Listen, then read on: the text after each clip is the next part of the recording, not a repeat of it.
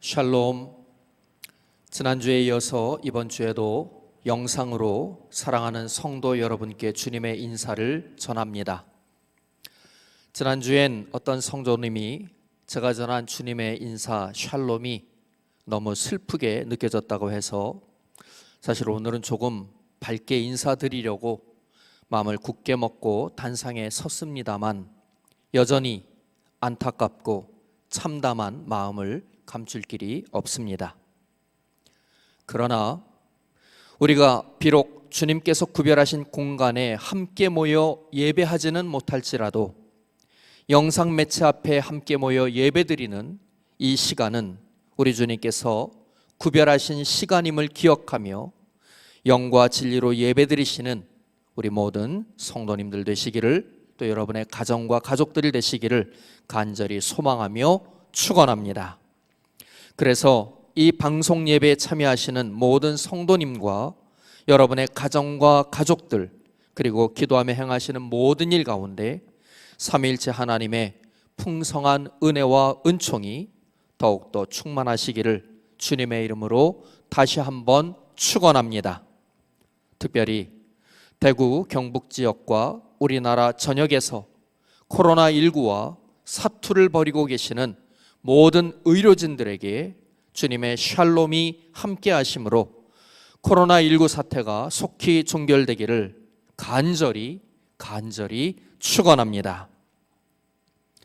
오늘 설교 제목은 패닉입니다. 패닉이라고 하는 말을 아시는 분도 있고 또 처음 접하는 분도 계실 수 있을 것입니다. 패닉이라고 하는 이 말은 개인의 심리 상태 혹은 집단적 현상을 말하는 용어인데, 갑작스런 정신적 충격으로 인해 의지에 통제가 안 되는 상태, 혹은 생명이나 생활에 중대한 위해를 가져올 것으로 상정되는 위협을 회피하기 위해서 일어나는 집단적인 혹은 개인적인 도주 현상을 말하는 것입니다. 좀 더 개연적인 표현을 한다면 감당할 수 없는 두려움에 대한 반응, 숨고자 하는 반응, 회피하고자 하는 반응, 그게 패닉인 것이지요. 오늘 성경 본문은 패닉에 빠진 한 사람을 소개하고 있습니다. 그의 이름은 요나입니다. 요나는 신념이 강한 사람이었습니다. 그의 신념은 하나님의 명령을 거역하고 외면할 정도로 강했습니다. 하나님의 사람, 선지자로 부르심을 받았으나 요나의 민족주의적 성향은 적대국인 아수르의 수도인 니느웨에 가서 복음을 선포하라는 하나님의 명령을 저버리게 했고, 결국 니느웨와는 정반대인 다시스로 도망하게 하였습니다. 그러나 다시스로 향하던 요나를 태운 배는 걷잡을 수 없는 폭풍에 휘말리게 되었고, 결국 그 폭풍이 요나 때문임을 알게 된 선원들은 요나를 바다에 던지고 맙니다. 그렇게 바다에 던져진 요나는 큰 물고기에게 삼켜지고 만 것이지요. 오늘 우리가 함께 보는 요나서 2장 1절로부터 9절의 말씀은 요나가 물고기 뱃속에서 하나님께 드린 기도입니다. 그리고 이어지는 요나서 2장 10절은 요나가 하나님 앞에 드린 그 기도를 하나님이 받으셔서 요나에게 응답하신 기도의 결과인 것입니다. 우리는 지금 코로나19로 인해서 개인적, 사회적, 국가적으로 패닉 상태라 할 수도 있는 어려움을 맞고 있습니다. 계속해서 확진자가 늘어나고 있고 이에 따라 사망자도 증가하고 있습니다. 마스크 대란이라 불리는 사회적 혼란도 경험하고 있지요. 코로나19 사태에 대한 정부의 다각도의 대책에도 불구하고 백성들은 그러한 대책들을 믿고 안심하기보다는 망연자실할 수밖에 없는 실상에 노출되어 있는 것입니다. 마치 요나가 물고기 뱃속에 갇혀버리고 만 것처럼 말이지요. 이러한 집단적 두려움의 상태를, 이러한 집단적 두려움으로 인한 집단적 도피의 상태를, 패닉을 우리는 어떻게 대처할 수 있을까요?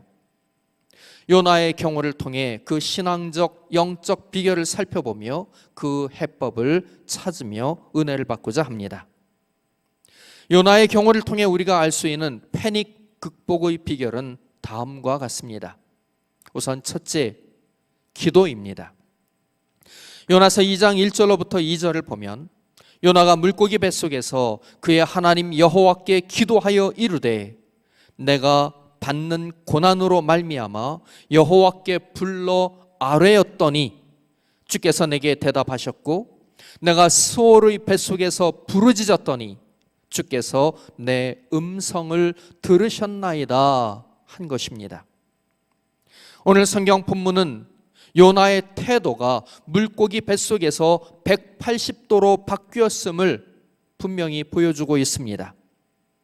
요나는 흉흉한 바다에 던져졌고 물고기 뱃속에 들어가 3일 밤낮을 보내며 요나의 인생 일대의 두려움에 직면하게 됩니다.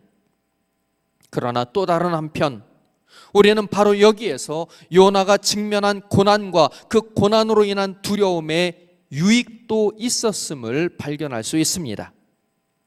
시편 119편 71절에는 고난당한 것이 내게 유익이라 이로 말미암아 내가 주의 율례들을 배우게 되었나이다 라는 시인의 노래가 나옵니다.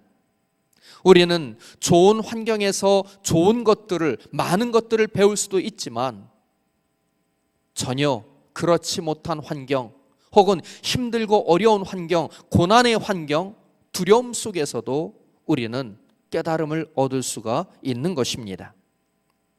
어쩌면 지금 우리는 코로나19로 인해 요나가 물고기 뱃속에 갇혀서 느끼는 것과 같은 패닉 상태, 즉 극도의 두려움과 그 두려움 때문에 어디로든 도망치고 싶고 숨고 싶고 그 문제를 내가 직면하고 싶지 않은 그러한 경험을 하고 있다라고 할 수 있을 것입니다. 그렇다면 우리도 요나처럼 하나님께 기도해야만 하는 것입니다. 요나처럼 기도하는 가운데 고난과 두려움 속에서 발견할 수 있는 주님의 뜻, 나를 향하신 주님의 뜻을 발견해야 하고 지금도 살아계시는 하나님, 그 하나님을 만날 때에 나를 억누르고 있는 이 두려움을, 이 패닉을 우리는 극복할 수가 있는 것입니다. 요나는 그를 패닉 상태에 가둬버린 물고기를 죽여달라고 기도하거나 혹은 그 물고기를 어떻게 해보려고 하기보다는 오히려 그 물고기 뱃속에서 하나님께 기도드림으로 하나님께서 요나에게 행하시고자 하는 일이 무엇이었는지를 깨달을 수 있었던 것입니다. 오늘 성경 본문을 다시 읽어보면 요나서 2장 2절에 이렇게 기록되어 있습니다. 내가 받는 고난으로 말미암아 여호와께 불러 아뢰었더니, 여호와 하나님을 부르고 그 하나님 앞에 아뢰었다는 겁니다. 기도했다는 겁니다. 그랬더니 주께서 내게 대답하셨고, 기도를 통해서 살아계신 하나님의 존재를 요나는 경험할 수 있었던 겁니다. 하나님의 대답을 들을 수 있었던 것입니다. 내가 소울의 뱃속에서 부르짖었더니 주께서 내 음성을 들으셨나이다 라고 고백하고 있는 것을 볼 수 있습니다. 코로나19라고 하는 이 국가적 난관 앞에서 우리에게 필요한 것은 바로 기도입니다. 하나님의 존재를 경험할 수 있는 기도를 해야 하는 것입니다. 우리가 주님을 불러 하나님 앞에 기도하며 아뢰게 되면 하나님께서 우리에게 대답해 주심으로 우리는 이 고난 속에서 하나님의 살아계심을 확인할 수 있게 되고, 이 고난 속에서 우리의 기도가 하나님 앞에 상달됨으로 내 힘으로가 아니라 하나님의 능력으로 이 고난을 극복할 수 있다고 하는 확신을 얻을 수 있는 것입니다. 뿐만 아니라 하나님이 나를 사랑하고 아끼고 귀하게 여기시고 나를 향해서 하나님이 두신 뜻이 있음을 깨닫게 되는 것이지요. 하나님의 존재를 경험할 때까지, 하나님의 음성을 들을 때까지, 나를 향한 하나님의 뜻을 깨달을 때까지 우리는 이 패닉 상황과 같은 코로나19의 상황에서 하나님 앞에 기도해야 할 줄로 믿습니다. 우리가 인생의 항해에서 요나처럼 흉흉한 바다에 던져진 일을 만난다면, 우리가 몸담고 있는 가정과 일터와 크고 작은 공동체, 특별히 요즘 우리가 겪고 있는 코로나19 사태가 마치 물고기 뱃속과 같이 여겨진다면, 그래서 한치 앞을 볼 수도 없는 깜깜한 어둠 속에, 암흑 속에, 흑암 속에 갇힌 것 같은 그러한 두려움을 느끼게 된다면, 우리는 요나처럼 물고기 뱃속에 들어간 듯한 그 패닉 상태에서 지체 없이 기도의 불을 당겨야 할 줄로 믿습니다. 기도의 불을 당김으로 어둠 속에 갇혀 있었던 내 생각과 마음을 밝히고 우리의 존재와 삶을 조명하며 나의 기도를 들으시고 나의 기도에 응답하시는 하나님을 만나야 하는 것입니다. 아무리 큰 어려움과 시련을 만나도 해결할 수 있는 길, 극복할 수 있는 방법을 알게 되면 패닉에 빠지지 않습니다. 해결할 수 없다고 여겨지기에, 극복할 수 없다고 여겨지기에 이 어려움 때문에 나는 결국 죽고 말 거야, 결국 나는 망하고 말 거야, 결국 나는 없어지고 말 거야 라는 두려움에 온전히 사로잡히기 때문에 우리는 패닉에 빠지고 마는 겁니다. 기도하지 않고서는 우리가 직면한 문제의 해결책을 찾을 수 없습니다. 문제가 수천 수만 가지라 할지라도 놀랍게도 답은 하나라고 하지 않습니까? 우리 인생에 사람마다 다 다른 그 인생 속에서 만나는 문제가 아무리 많다 할지라도 답은 우리를 만드신 하나님, 우리의 존재를 지켜주시는 하나님, 우리에게 뜻을 두시고 우리들로 하여금 하나님의 사람으로 하나님 앞에서 살게 하시는 하나님, 그 하나님이, 그 삼일체 하나님이 우리가 찾아야 하는 유일한 하나의 답인 줄로 믿습니다. 기도하지 않고서는 그 답을 주시는 하나님을 만날 수 없고, 기도하지 않고서는 그 하나님이 주시는 유일한 한 분이신 하나님이 주시는 답을 얻을 수가 없는 것입니다. 그러므로 우리는 기도의 불을 당겨야 합니다. 지금 당장 기도의 사람으로 거듭나게 해달라고 간구하며 기도의 불을 당겨야 하는 것입니다. 삶이 힘들고 어려울 때는 기도의 자리에 서기가 오히려 쉽습니다. 힘드니까, 어려우니까, 누구에게라도 도움을 구해야 하니까. 근데 사람에게 도움을 구하기보다는 전능하신 하나님 앞에 도움을 구한다고 하는 것이 얼마나 더 중요한 일인지를 뼛속 깊게 몸소 경험하고 있으니까 어려울 때 기도의 자리에 서는 것, 기도의 자리에 들어가는 것 오히려 쉽다는 것입니다. 그런데 삶이 윤택해지고 편안해지게 되면 기도의 자리에서 멀어지는 게 얼마나 쉬운 일인지 또 모릅니다. 편안해지면, 어려움이 없어지면, 그러면 기도의 자리에서 나도 모르게 떠나게 되더라는 것이지요. 코로나19로 인한 패닉 상황에서 우리는 기도를 회복해야 할 줄로 믿습니다. 바라기는 근본의 세계적 역병인 코로나19 사태를 통해 먼저 기도를 회복하는 우리 모두가 될 수 있기를 예수님의 이름으로 간절히 축원합니다. 요나의 물고기 뱃속에서 탈출하는 두 번째 비결, 이 시대에 우리가 직면한 코로나19라고 하는 이 패닉 상태와 같은 이 상황에서 탈출할 수 있는 두 번째 비결은 바로 회개, 돌이킴이라 할 수 있습니다. 요나가 기도를 회복하게 되었을 때 놀랍게도 요나는 회개의 자리에서 그의 삶을 살아계신 삼위일체 하나님을 향해 돌이키는 그런 역사를 경험하게 되었던 것입니다. 이미 지난주에도 말씀드렸습니다만 회개가 무엇인지를 가장 잘 알려주는 말이 바로 돌이킴이라는 말입니다. 회개는 단순한 죄의 고백, 토설 정도가 아닙니다.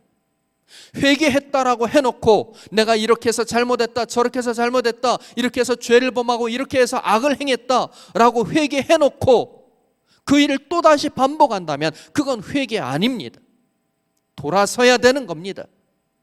이전에는 그렇게 했을지 몰라도 지금부터는 내가 회개하는 이 순간부터 나는 그렇게 하지 않겠다 하고 돌이키는 것, 그게 회개인 것이지요. 그러므로 회개는 다른 말로 바꾸어 보면 철저한 돌이킴이라고 말할 수 있습니다. 생각을 돌이키고 마음을 돌이키며 삶의 발걸음을 돌이키는 것입니다. 세상을 향하고 물질적, 육적인 것들에게 빼앗겼던 내 마음과 생각을 거두어들여서 영원히 살아계신 삼위일체 하나님을 향하게 하는 것입니다. 그게 회개인 것입니다. 회개는 적어도 두 가지를 전제하는데, 먼저는 하나님의 용서하심이 전제됩니다. 우리가 어떤 죄를 지었을지라도, 어떤 악이 있을지라도, 우리의 존재와 삶이 심히 타락하고 더럽혀졌을지라도 하나님은 그 모든 것을 다 용서해 주시는 사랑의 하나님, 너그러운 하나님, 나를 그 무엇보다도 아끼는 하나님이라고 하는 그러한 확신이 있을 때 우리는 비로소 회개를 향한 첫 발걸음을 내디딜 수 있는 것입니다. 지난주에도 말씀드린 성경 본문입니다만 이사야서 55장 7절을 보면 이런 말씀이 나옵니다. 악인은 그의 길을, 불의한 자는 그의 생각을 버리고 여호와께로 돌아오라. 그리하면 그가 긍휼히 여기시리라. 우리 하나님께로 돌아오라. 그가 너그럽게 용서하시리라 하신 것입니다. 그런가 하면 다니엘서 9장 9절을 보면 이런 말씀이 또 나옵니다. 주 우리 하나님께는 긍휼과 용서하심이 있사옵나이다. 하나님은 용서해 주시는 하나님이시라는 겁니다. 하나님의 용서하심이 첫 번째 회개의 전제 조건이라면, 두 번째 회개의 전제 조건은 우리 스스로 우리의 잘못을 인정하는 것입니다. 우리 스스로 우리의 잘못을 인정해야 하는 것입니다.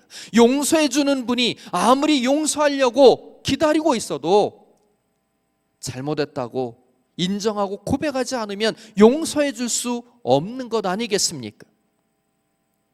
최근 나라의 지도자 위치에 있음에도 불구하고 자신의 잘못을 합리화하고 핑계하고 변명하며 자신의 잘못을 스스로 인정하지 않고 법적으로 문제가 없다는 말을 앞세워 오히려 국가적, 사회적 혼란을 가중시키는 사람들을 보게 됩니다. 자기의 잘못을 인정하지 않는 것은 그 스스로 자신을 속이고 주변 모두를 속이는 것입니다. 즉 양심이 죽은 것이지요. 그런데 그렇게 어느 한 사람이 자기의 잘못을 인정하지 않을 때에 그는 자기 자신의 양심만 어둡게 하는 것이 아니라 주변 사람들의 눈도 어둡게 만드는 결과를 초래하는 것입니다. 여러분, 기도에 불을 붙여서 우리의 어둠을 밝히는 것과는 정반대의 결과를 가져오는 겁니다. 자기의 잘못을 인정하지 않음으로 인해서 자기의 양심을 속일 뿐만 아니라 주변 사람들의 눈을 어둡게 만드는 그러한 결코 해서는 안 되는 일을 행하게 되는 것이지요. 요나가 물고기 뱃속에서 기도를 통해 살아계신 하나님을 다시 만나게 되고 그 하나님의 용서하심을 의지하였을 때 요나는 자신의 잘못을 인정함으로 온전한 회개, 돌이킴에 도달할 수 있었던 것입니다. 우리도 그렇게 해야 할 줄로 믿습니다. 이 나라와 이 사회도 그렇게 해야만 할 줄로 믿습니다. 코로나19 사태에 직면하여 지난날 우리 자신의 삶과 존재를 살펴보아야만 합니다. 물질적으로 더 잘 살 수만 있다면 못할 게 없다, 뭐든지 하겠다는 잘못된 물질주의적 가치관에서 돌아서야 합니다. 이러한 물질적, 세속적, 육적 가치관을 앞세워서 참 인성을 그릇되게 이끌고 인권이라는 미명하에 백성들의 타락을 방관하고 조장하였던 지도자들이 그들의 양심을 회복하고 하나님 앞에서 회개해야만 하는 것입니다. 그렇게 지도자들과 리더들이 자신들의 잘못을 인정하고 백성들의 지도자들답게 그 잘못된 길에서 먼저 돌이키고 자신들을 따르는 이들 역시 그렇게 돌이킬 수 있도록 돕고 이끌어야 하는 것입니다. 특별히 이 대목에서 신천지에 관해서 한마디 하지 않을 수 없습니다. 신천지는 이제 단순한 이단을 넘어서서 사입이라는 사실을 분명히 알아야 합니다. 우리가 흔히 이단은 유사종교라고 말하지만 사입이는 그냥 가짜라는 말입니다. 신천지 이만희가 하나님과 예수님의 영이 함께 임하는 사람이라고 하지만 그것부터가 가짜입니다. 스스로 기독교를 자처하는 집단의 교주라는 자가 내연녀가 웬 말입니까? 뿐만 아니라 신천지와 관련하여 나오는 모든 언론 매체들의 보도들을 보면 신천지는 입만 열면 거짓말을 합니다. 심지어는 신천지가 운영하는 위장교회들은 그 교회 입구에 신천지 아웃이라는 신천지를 반대한다는 스티커를 붙여놓고 신천지 교회를 한다고 하니 이런 거짓의 영에 사로잡힌 사이비들이 어디에 또 있겠습니까? 우리는 작금의 코로나19 사태의 해결에 있어서 먼저 믿는 성도들의 회개가 필요함을 절실히 인식해야만 합니다. 돌이켜야 합니다. 예수님을 믿는 성도들이 마치 예수님 믿지 않는 사람처럼 행동하고 그렇게 살아갔던 모든 것을 회개해야 하는 것입니다. 먼저 예수 믿는 우리들이 바르게 믿지 못했기 때문에 신천지와 같은 사이비가 생겨난 것이고 그들이 틈새를 자리 잡고 이 사회를 망치고 있는 것입니다. 예수님 믿는 성도답지 못하고 예수님 믿는 사람답지 못하게 살았던 모든 것을 우리는 회개해야 합니다. 그래서 다시는 신천지와 같은 이단, 사이비, 반사회적, 반윤리적 집단이 출현하지 못하게 해야 하는 것입니다. 바라기는 이번 코로나19 사태를 통해 나와 우리 그리고 우리 모두가 자기 자신을 온전히 성찰함으로 하나님 앞에서 온전한 회개를 통해 더 바른 삶, 더 온전한 존재, 그래서 하나님이 우리에게 허락해 주시는 더 행복한 가정과 일터, 그런 사회, 그런 나라와 민족을 이루는 은혜와 은총을 체험하는 우리 모두가 될 수 있기를 우리를 날마다 새롭게 하시는 예수님의 이름으로 간절히 축원합니다. 끝으로 요나의 패닉 탈출 세 번째 비결은 바로 소명과 사명을 확인하는 것입니다. 물고기 뱃속 그 패닉 상태에서 요나가 경험한 것은 두려움만이 아니었습니다. 그가 하나님께 기도하였을 때 그는 회개의 결단에 이를 수 있었고 그 결과 소명과 사명을 다시 확인하며 회복할 수 있었던 것입니다. 소명이 무엇입니까? 하나님의 부르심이라 말할 수 있습니다. 특별히 한자어로 쓰여진 이 소명이라고 하는 말은 하나님이 우리의 목숨을 부르신다는 거예요. 하나님이 우리의 목숨을 놓고 부르신다는 거예요. 그러면 사명은 무엇입니까? 하나님이 우리의 목숨을 놓고 네가 해야 할 일, 네가 살면서 이런 존재가 돼야 되고 이렇게 살아야 하는 것은 이것이다 라는 것을 깨우쳐 주시는 그것이 바로 사명인 것입니다. 오늘날 얼마나 많은 사람들이 하나님의 부르심을 외면한 채 살아가고 있고, 얼마나 많은 사람들이 내가 왜 존재하는지, 무엇을 위해서 살아야 하는지를 모르고 살아가고 있습니까? 소명이 없고 사명이 없는 것이지요. 소명이 없는 사람, 사명이 없는 사람은 순간순간 자기가 하고 싶은 대로 그냥 막 살아갈 수밖에 없는 것입니다. 많은 사람들이 가는 길을 따라갈 수밖에 없는 것입니다. 그러나 소명이 분명한 사람, 사명이 분명한 사람은 나를 부르시는 하나님, 그 부르심을 따라가야지만이 나의 목숨이 유지될 수 있음을 깨닫고, 나에게 사명 주시는 그 하나님의 뜻을 따라서 살아가야지만이 하나님이 사명을 감당하는 자에게 주시는 은혜와 복과 생명을 받을 수 있음을 발견하여 그의 존재에 의미 있는 삶을 살아갈 수 있게 되는 것입니다. 요나라는 이름은 비둘기라는 이름입니다. 여러분, 옛날에는 비둘기를 전서구라고 부르기도 했습니다. 비둘기 발에 편지 같은 거를 묶어가지고 날려보내서 멀리 떨어져 있는 사람에게 소식을 전하는 거지요. 그러니까 요나라는 이름은, 요나는 하나님의 전서구인 거예요. 요나는 선지자가 되어서 하나님의 뜻을 백성들에게 전하는 사람이었던 것입니다. 그런데 그 요나는 하나님이 그에게 맡겨주신 사명을 저버렸습니다. 니느웨에 가가지고 복음을 전해서 그 땅에 있는 사람들을 살려라 하는 것이 하나님이 요나에게 맡겨주신 사명이었는데, 니느웨가 어떤 나라입니까? 요나의 조국과는 적대국의 나라입니다. 전쟁을 하고 있는 나라입니다. 그러니까 적대국의 백성들을 살리는 것을 하나님은 뜻하셨을지라도 요나 자신은 그거를 인정할 수 없었던 거예요. 그래서 하나님의 부르심을, 소명을 외면하고 니느웨로 안 가고 반대 다시스로 도망을 쳤는데, 그 결과 어떻게 된 겁니까? 바다에 던져져서 물고기 뱃속으로 들어간 것 아닙니까?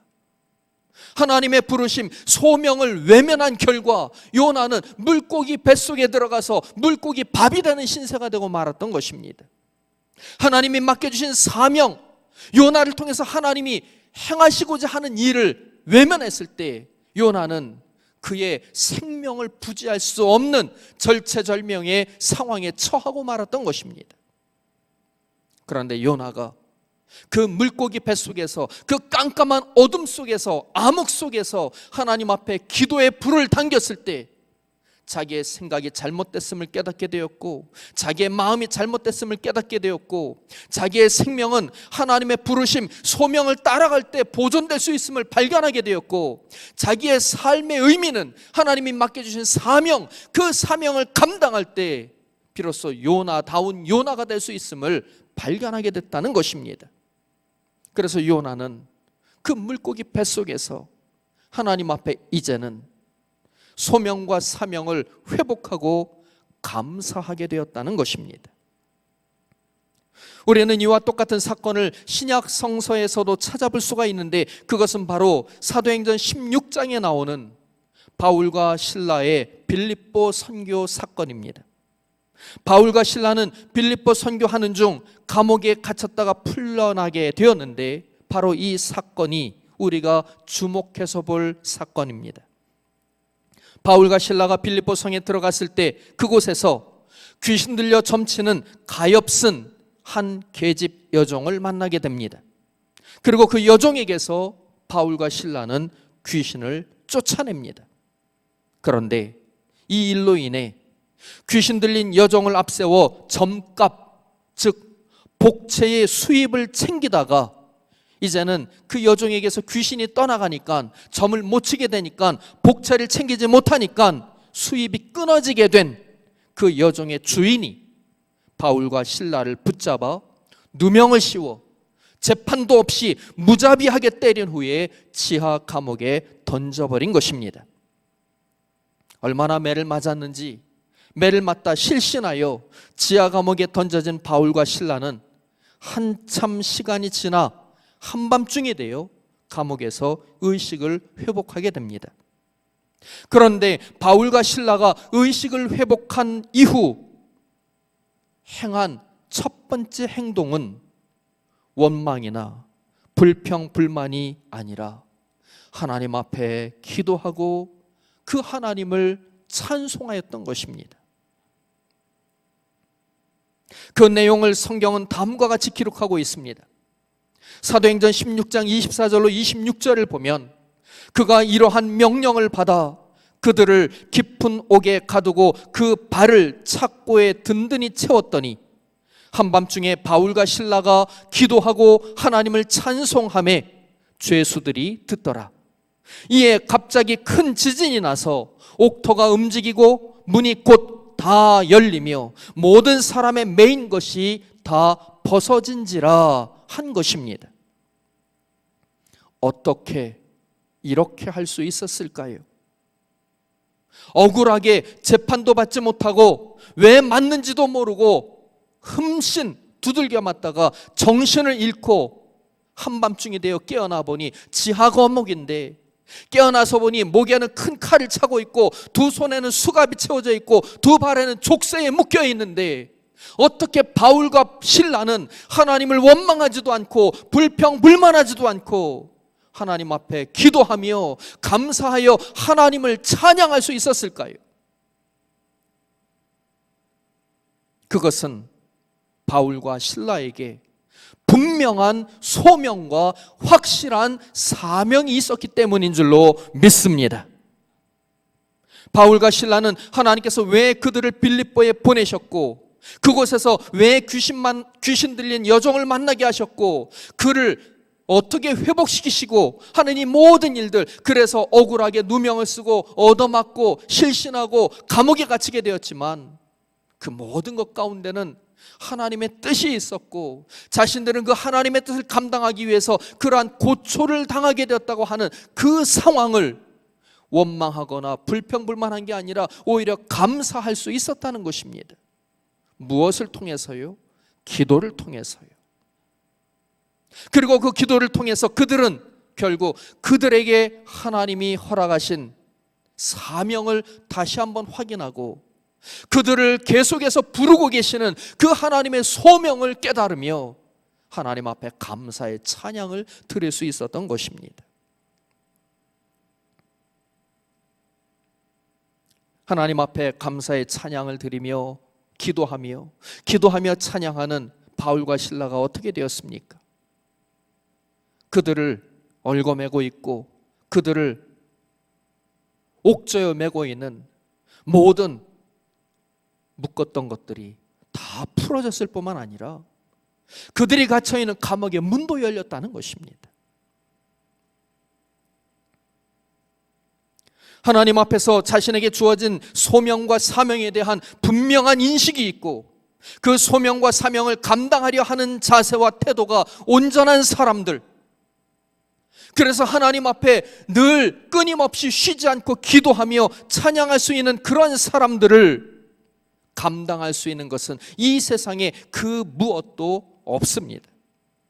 그런 사람들은 이 세상에 그 무엇으로도 묶어둘 수 없고 얽어맬 수 없는 것입니다. 가난도 질병도 권세도 어떠한 영적 회방도 그런 사람들을 어찌할 수 없다는 것입니다. 코로나19도 마찬가지입니다.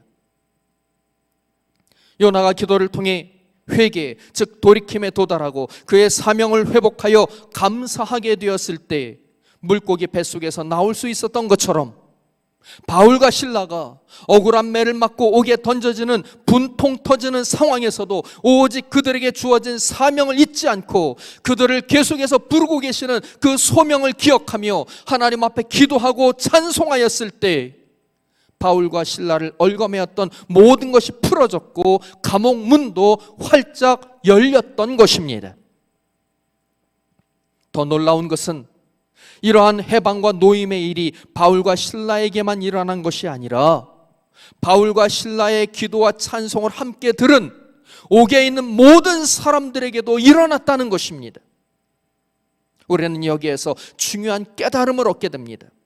그것은 먼저 믿은 믿음의 성도들이 하나님 앞에서 우리를 부르시는 하나님의 부르심, 소명을 확인하고 우리에게 맡겨주시는 사명을 깨달아서 그 소명과 사명에 부합된 삶을 살아가게 될 때에 하나님은 우리를 얽어매고 있는 모든 것들을 풀어주실 뿐만 아니라 우리 주변에 있는 사람들을 얽어매고 있는 것까지 함께 풀어주신다고 하는 것을 분명히 믿으시기를 축원합니다.